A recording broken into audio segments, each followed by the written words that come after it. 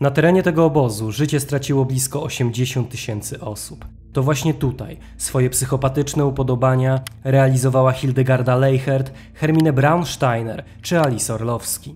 To wreszcie ten lager został zajęty jako pierwszy, a jego pozostałości dobitnie ukazały zbrodniczy charakter niemieckich rządów, stając się pierwszym w historii muzeum miejscem pamięci. Jak wyglądała historia obozu koncentracyjnego na Majdanku? Zapraszamy na kolejny film z okupowanego Lublina.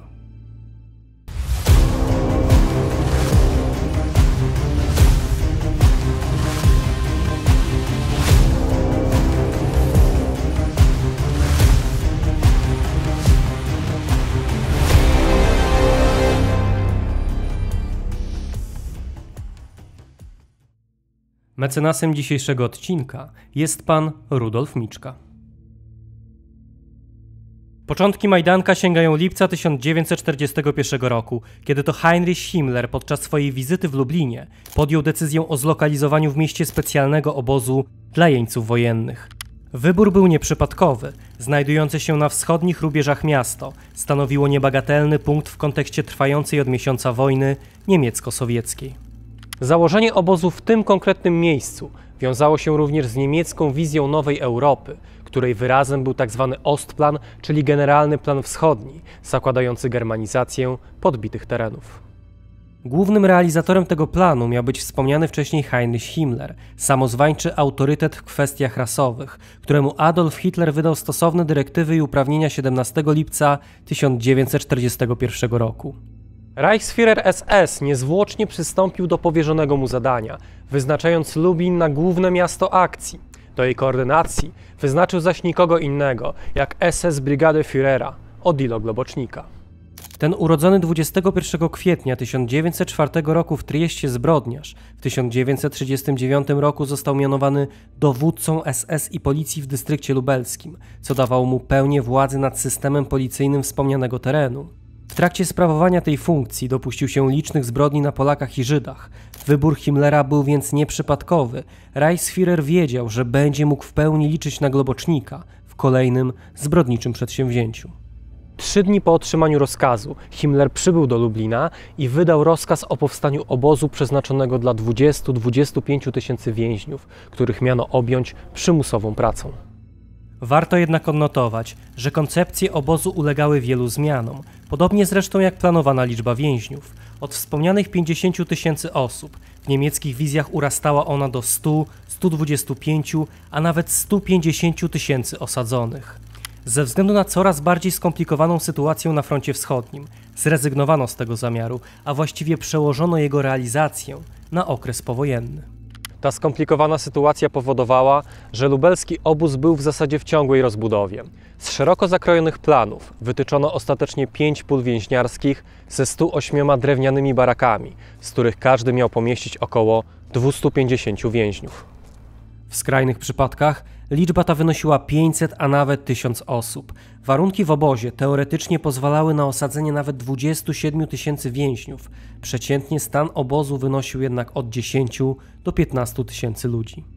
Niezależnie od niezrealizowanych koncepcji, obóz na Majdanku niewiele różnił się od pozostałych tego typu tworów. Na jego terenie znajdowały się poza barakami budynki administracyjne, magazyny oraz krematoria. Cały teren obozu, który liczył 270 hektarów, był zaś obwarowany ogrodzeniem z drutu kolczastego, wieżami strażniczymi zlokalizowanymi na rogu każdego pola więźniarskiego oraz wartowniami. Ogólna liczba obiektów oscylowała wokół 280. Lubelski obóz, którego budowę rozpoczęto w październiku 1941 roku, jest zwyczajowo nazywany Majdankiem, co samo w sobie zasługuje na dokładne wyjaśnienie. Miejsce to w oficjalnej nomenklaturze nosiło 2 nazwy. Pierwsza z nich, czyli Kriegsgefangenenlager der Waffen-SS Lublin, funkcjonowała w momencie, gdy obóz pełnił funkcję obozu dla jeńców wojennych, a druga, Koncentrationslager Lublin, została nadana temu miejscu wraz z przeobrażeniem go w obóz koncentracyjny, co nastąpiło w lutym 1943 roku.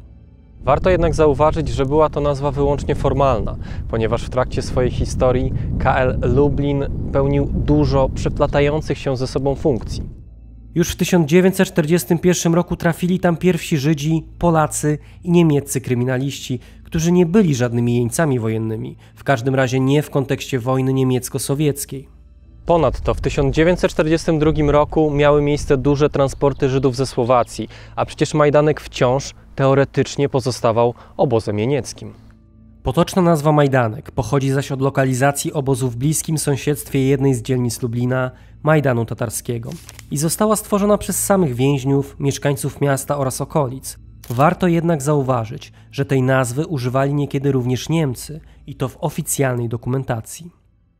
W ciągu całej swojej historii KL Lublin posiadał aż 5 komendantów, spośród których każdy wykazywał się olbrzymim okrucieństwem oraz gorliwością względem powierzonych im obowiązków. Pierwszym władcą obozu został Karl Otto Koch, mąż Ilse Koch, zwanej Wiedźmą z Buchenwaldu. Funkcję komendanta objął jesienią 1941 i pełnił do sierpnia roku kolejnego. Powodem odwołania było przede wszystkim przywłaszczanie majątku zamordowanych, a bezpośrednim pretekstem ucieczka 86 radzieckich więźniów z obozu. Na początku 1945 roku sąd SS wydał na niego wyrok śmierci. Egzekucję wykonano 5 kwietnia 1945 roku. Miejsce Kocha na zaledwie miesiąc zajął Max Kögel z KL Ravensbrück. Jego następcą został Hermann Florstedt, wcześniej pełniący funkcję kierownika obozu więźniarskiego Sachsenhausen. Florstedt pracował równo rok, od września 1942 do września roku kolejnego. Ten zbrodniarz również został dyscyplinarnie odsunięty od powierzonych mu funkcji, co było efektem nadużywania przezeń władzy oraz grabieży mienia. Został skazany przez sąd SS na karę śmierci. Wyrok wykonano w tym samym dniu, co egzekucję Kocha. Czwartym komendantem był Martin Weiss, wcześniej komendant obozu w Dachau, który swoją funkcję pełnił od listopada 1943 do maja 1944 roku.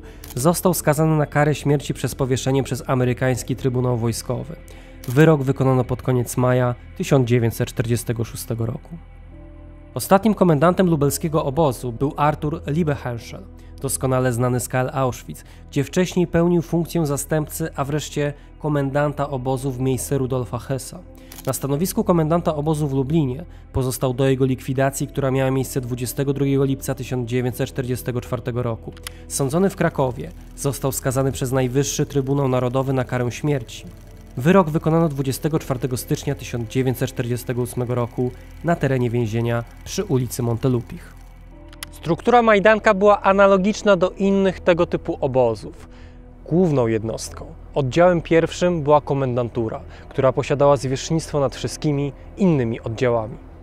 Oddział polityczny, odpowiadający za kwestie personalne, kartoteki i śledztwa, oddział więźniarski, obejmujący kwestie związane z pracą osadzonych, oddział administracyjny, w którego zakresie obowiązków znajdowało się m.in. funkcjonowanie krematoriów i komór gazowych, oddział sanitarny, obejmujący kwestie higieniczne i zdrowotne oraz oddział propagandowo-oświatowy. Całkiem ciekawy twór, który miał rzekomo dbać o kondycję kulturalną załogi obozu, w rzeczywistości kładąc nacisk na kwestie ideologiczne. Załoga obozu Majdanka liczyła średnio 900 osób. W jej skład w ciągu całej historii obozu wchodziło też 30 kobiet, które mimo tego, iż nie były częścią SS, to jednak pełniły niepośrednią funkcję w obozie, która była związana z funkcjonowaniem tzw. obozu kobiecego. Pierwszy transport kobiet pochodził z lubelskich dzielnic, 10 i Wieniawy, getta w Bełżycach i getta na Majdanie oraz miejscowości Goraj. Główną nadzorczynią obozu dla kobiet była Else Erich, a kierowniczką kancelarii Hermine Braunsteina, zwana Kobyłą z Majdanka. Za wyjątkiem kilku Austriaczek, grupę nadzorczyń stanowiły wyłącznie Niemki. Większość z nich wykazywała się okrucieństwem względem podwładnych, choć i tu zdarzały się wyjątki, czego przykładem była Hermine Büttcher, zwana przez więźniów perełką ze względu na swoje pozytywne usposobienie. Pozostałe 800 członków załogi stanowili ludzie rozmaitego autoramentu. O ile początkowo byli to przeważnie Niemcy, o tyle później byli to Volksdeutsche, Rosjanie, Ukraińcy, a nawet Litwini, którzy zorganizowani w batalion policyjny również pełnili służbę w obozie. Różnorodność była zauważalna również za sprawą umundurowania członków załogi. Jak wspominał Józef Szczygieł, Wartownicy pilnujący nas, ludzie na ogół młodzi, ubrani byli różnie. Ukraińcy mieli mundury koloru ciemnozielonego z czarnymi kołnierzami, wyłogami, naramiennikami i mankietami przy rękawach. Niemcy nosili mundury koloru niebiesko-zielonego. Litwini, pilnujący nas na wieżach strażniczych, chodzili w uniformach do złudzenia przypominających polskie. Były od nich tylko nieco jaśniejsze. Pomocą dla wyżej wspomnianych zbrodniarzy służyli zazwyczaj tzw. więźniowie funkcyjni. Otrzymywali lepsze racje żywnościowe, cieszyli się pewną władzą nad pozostałymi więźniami, a gorliwą służbą dla Niemców chcieli dowieść, że zasługują na swoją funkcję. Warto jednak zauważyć, że funkcyjnymi byli również Polacy związani z podziemiem, którzy wykorzystywali swoją pozycję, aby nieść pomoc pozostałym więźniom. Więźniowie spotykali się z rozmaitymi szykanami ze strony swoich przełożonych. System kar był zaiste rozległy, a skala zbrodni popełnionych przez członków załogi po prostu ogromna. W stały arsenał środków przemocy wchodziło bicie więźniów, topienie ich w obozowych latrynach, szczucie psami czy miażdżenie kończyn. Można śmiało przypuszczać, że każdy więzień lubelskiego obozu doświadczył tego nieludzkiego traktowania. Przez Majdanek przeszło około 130 000 więźniów, którzy reprezentowali rozmaite grupy prześladowane przez reżim Hitlera. Na samym początku funkcjonowania obozu główną część więźniów stanowili przetransportowani tutaj w październiku 1941 roku jeńcy sowieccy, spośród których niemal wszyscy zmarli w krótkim czasie. Drugą grupą więźniów byli polscy chłopi, którym za niewywiązanie się z narzucanych kontyngentów również groził pobyt na Majdanku, dokąd trafiali na przełomie 1941 i 1942 roku. Przedstawicieli polskiego społeczeństwa było zresztą na terenie Majdanka dużo więcej. Między innymi w wyniku zbrodniczej akcji Zamość znalazło się tutaj 9 000 Polaków. Poza Polakami na terenie Majdanka osadzono około 5 000 Białorusinów, których zaczęto tutaj kierować w zgodzie ze specjalnym rozkazem Himmlera ze stycznia 1943 roku. Ponadto w ciągu całej historii obozu więziono tutaj około 74 000 Żydów, spośród których 56,5 tysiąca pochodziło z Polski. Pierwszy ich transport z lubelskiego getta miał miejsce już jesienią 1941 roku. Bardzo dużo Żydów, bowiem 20 000, znalazło się na Majdanku z ogarniętego najpierw powstaniem, a następnie likwidacją getta warszawskiego. Sporą grupę stanowili Żydzi słowaccy, których liczbę szacuje się na około 10 000 osób. Ponadto na Majdanku więzieni byli Żydzi z Niemiec, Francji, Holandii i Grecji. Najwyższy stan obozowy odnotowano w połowie maja 1943 roku. Wtedy to na Majdanku znalazło się dokładnie 13 846 mężczyzn i 10 945 kobiet, łącznie 24 791 osób. W skład więźniów obozu wchodzili przedstawiciele około 30 narodowości. Więźniowie po pojawieniu się w obozie najpierw byli obrabowywani ze wszystkiego, co posiadali, a następnie kierowani do budynku łaźni, w którym aktualnie się znajdujemy. Jak zapamiętał Marcin Gryta, na Majdanku samochód zatrzymał się przed długim i szerokim drewnianym budynkiem. „Wysiadać!” krzyknął na nas komendant eskorty. Za pokwitowaniem oddał nas jakiemuś Niemcowi z trupią czaszką na czapce i odjechał. Ubranie, bieliznę i buty złożyliśmy na jeden stos w magazynie, a sami nago z podniesionymi do góry rękami do łaźni.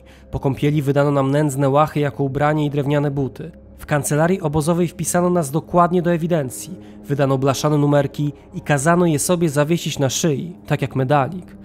Porozdzielano nas na pola i rozprowadzono po blokach. Jeśli chodzi o numerację, to w obozie lubelskim obowiązywał system rotacyjny, po 20 000 osobno dla mężczyzn oraz kobiet. Polegało to na tym, że wraz z dotarciem do tego numeru nie przekraczano go, lecz kolejnym więźniom nadawano numery pozostawione przez innych więźniów, którzy opuścili obóz lub zmarli w nim. Ponadto dzieci otrzymywały ten sam numer co matka. Poza tym na Majdanku obowiązywał szczegółowy system oznakowania więźniów. Majdanek nie stanowił wyjątku, jeśli chodzi o oznakowywanie więźniów. I tak też czerwony trójkąt był przeznaczony dla więźniów politycznych, zielony dla kryminalistów. Czarny został zarezerwowany dla więźniów aspołecznych, np. Romów i Sinti, fioletowy dla świadków Jehowych, a różowy dla homoseksualistów. Po środku trójkąta wpisywano pierwszą literę od narodowości osadzonego. Do pewnych wyjątków należeli jeńcy radzieccy, którym po prostu na plecach rysowano skrót SU, czyli Soviet Union. Drugim wyjątkiem byli Żydzi, którym łączono dwa trójkąty składające się w gwiazdę Dawida.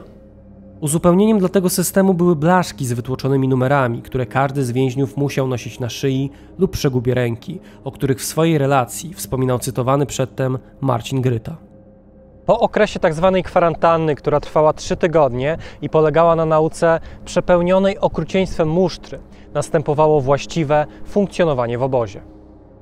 Pobudka miała miejsce o 5 lub 6 rano, po której następował poranny apel, formowanie komand roboczych i wyruszanie do pracy, w trakcie której następowała przerwa obiadowa, a mówiąc precyzyjnie litr rzadkiej zupy z jarzyn i dalsza praca aż do kolacji, którą stanowił czarny chleb i kawa zbożowa.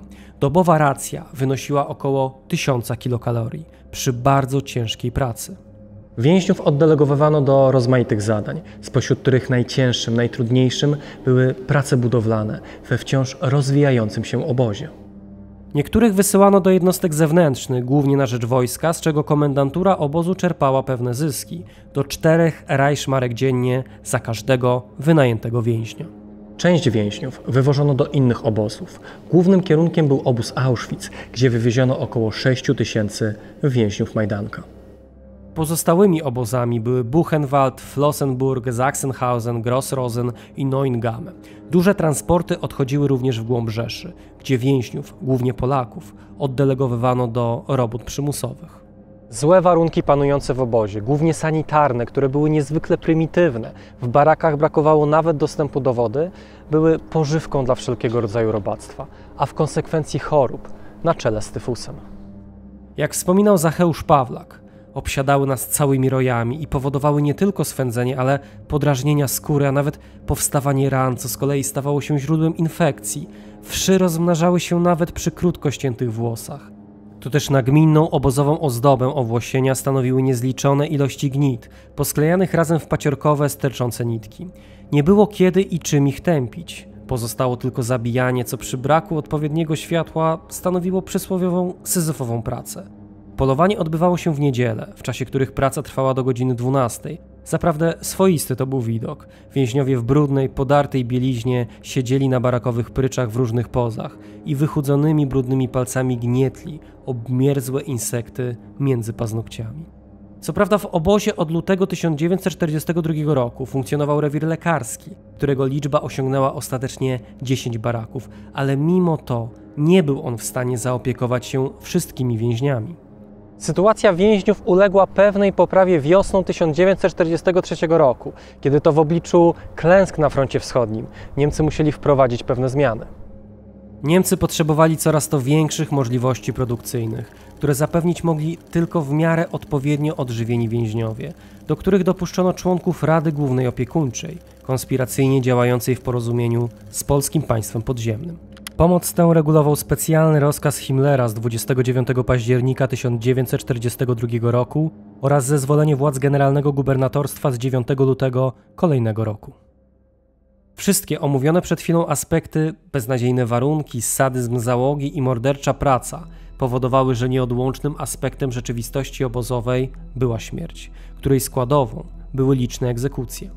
Spośród morderstw możemy wyróżnić zabójstwa jednostkowe, ale również, czy może przede wszystkim, zabójstwa masowe, które prowadzono w komorach gazowych, których budowę rozpoczęto pod koniec lata 1942 roku.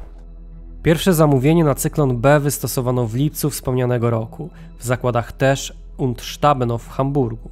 Pierwszą partię środku dostarczono do Lublina w ostatnich dniach sierpnia, natomiast komory zostały uruchomione na przełomie września i października 1942 roku. Komory gazowe zorganizowano w murowanym budynku za łaźniami przeznaczonymi dla mężczyzn.